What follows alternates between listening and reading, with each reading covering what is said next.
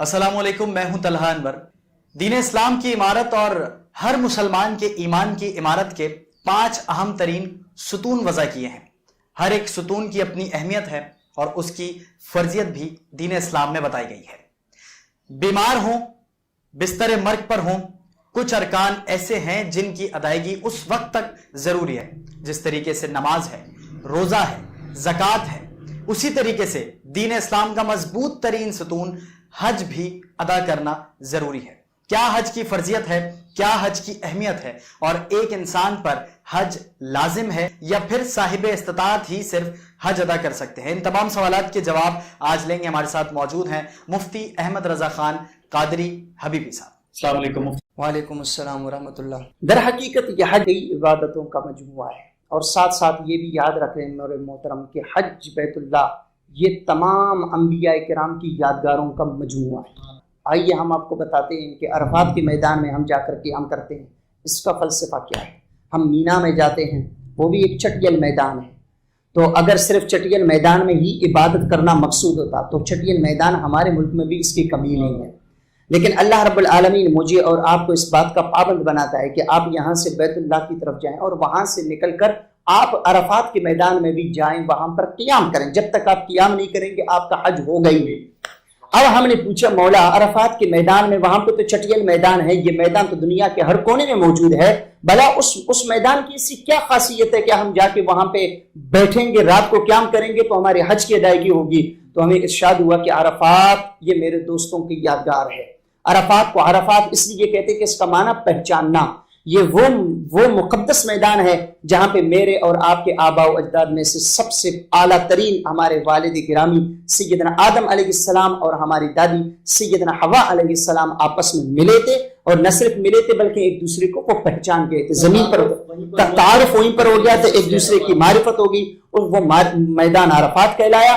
और अल्लाह को उनके मिलने का वो मैदान इस कदर पसंद आया कि आज तमाम मुसलमानों के ऊपर ये लाजिम करार दिया गया कि आप वहां पे मेरे नबी के, मेरे उस रसूल की ख्वाहिश को और उसकी उस सुन्नत को अदा करने के लिए आपको वहां पे जाना है। इसी तरीके से मीना है, इसी तरीके से मुज़दलिफ़ा का माना करीब होना। मुज़दलिफ़ा वो मुक़द्दस मैदान है जहाँ पे आदम और हव्वा अलैहिस्सलाम एक दूसरे के करीब हो गए थे, और मीना में जहाँ पे हज़रत आदम अलैहिस्सलाम की ख्वाहिश हो गई थी और अल्लाह ताला ने इसकी ख्वाहिश पूरी की थी। तो ये अंबिया किराम की सुन्नत है।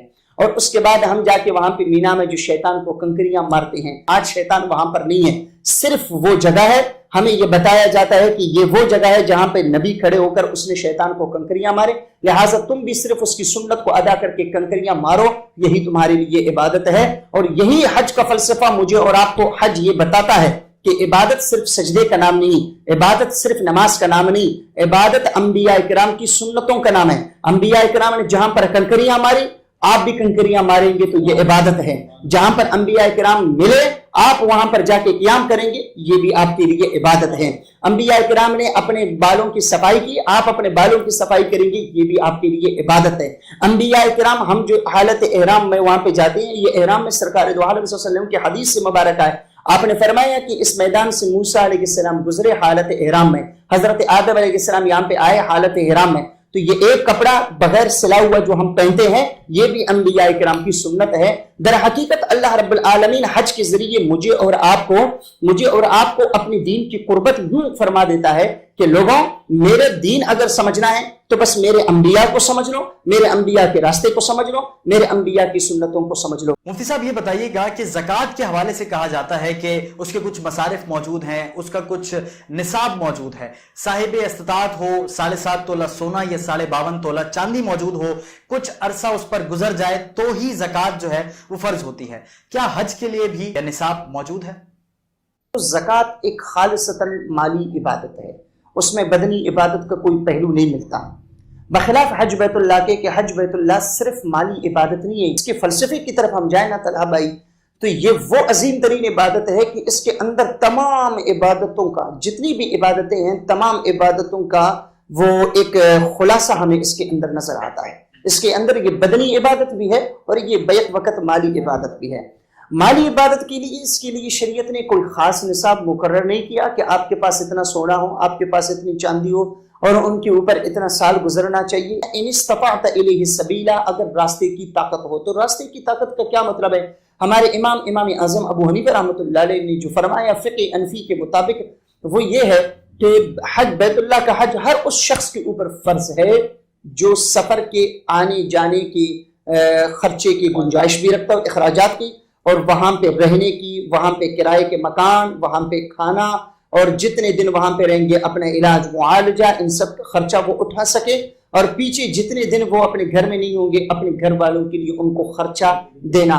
تو یہ جتنا ان کے پاس ہو سکتا ہے اپنی ان چیزوں کی وہ کفالت کر سکتا ہے، تو اس بندے کے اوپر حج فرض ہے. لیکن ساتھ میں شرط یہ ہے کہ اسے حج کے لیے کوئی راستے سے روکنے والا نہ ہو. مفتی صاحب یہ بتائیے گا کہ ہر شرعی سفر میں کسی نہ کسی محرم کا ہونا بڑا ضروری ہے، تو ہم عمرے میں بھی یہی معاملات دیکھتے ہیں، حج میں بھی سفر کے لیے محرم کا ہونا ضروری ہے؟ شرعی سفر جو 92.5 کلومیٹر، علماء کرام 98.5 کلومیٹر جو بتاتے ہیں اس کو کہتے ہیں شرعی سفر. اور یہ شرعی سفر عورت کسی بھی مقصد کے لیے نکلے اس کے ساتھ محرم کا ہونا لازم اور ضروری ہے، اور یہ شریعت نے اس کے لیے اس لیے لازم قرار دیا تاکہ اس کی عزت اور اس کی جان و مال کی حفاظت ہو جائے. مفتی صاحب قربانی کا جو معاملہ ہے، اور حج مکمل ہی نہیں ہو سکتا اگر قربانی نہ دی جائے. یہ قربانی دراصل ہم سنت ابراہیم علیہ السلام تو ادا کرتے ہیں، مگر وہاں جو ہم نے معاملہ دیکھا وہاں سب سے محبوب ترین چیز کہہ لیجئے اس کی قربانی دینی تھی حضرت اسماعیل علیہ السلام، لیکن اس کی جگہ پھر دمبا سامنے آیا. آج کا جو مسلمان ہے اور حج کا جو فریضہ ہے اس میں ہم قربانی تو جانور کی کرتے ہیں، لیکن اس کی جو ایک روح ہے اس کو یاد رکھنا بڑا ضروری ہے. تو یہ قربانی کا معاملہ کیسے انسان کی زندگی پر مثبت اثرات مرتب کرتا ہے؟ اللہ تعالیٰ نے قرآن مجید میں فرمایا لن ینال اللہ لحومها ولا دماؤها ولکن ینالہ التقوی منکم. لوگوں تم جو قربانی کرو گے نہ تمہارا گوشت ہم تک پہنچے گا، نہ تمہارے جانور کا خون ہم تک پہنچے گا، اور نہ ہمیں اس کے خون کی ضرورت، نہ ہمیں اس کے گوشت کی ضرورت. ہم تو صرف تقوی دیکھتے ہیں، تمہارے دل کی پرہیزگاری کو دیکھتے ہیں. ہم صرف یہ دیکھنا چاہتے ہیں کہ ہمارے نبی کی سنت کو زندہ کرنے میں تم کس قدر ولولہ رکھتے ہو، کس قدر محبت رکھتے ہو. محبت اور اخلاص اگر رکھو گے دنیا میں بھی تمہارے لیے بھلائی ہے اور آخرت میں بھی تمہارے لیے بھلائی ہے.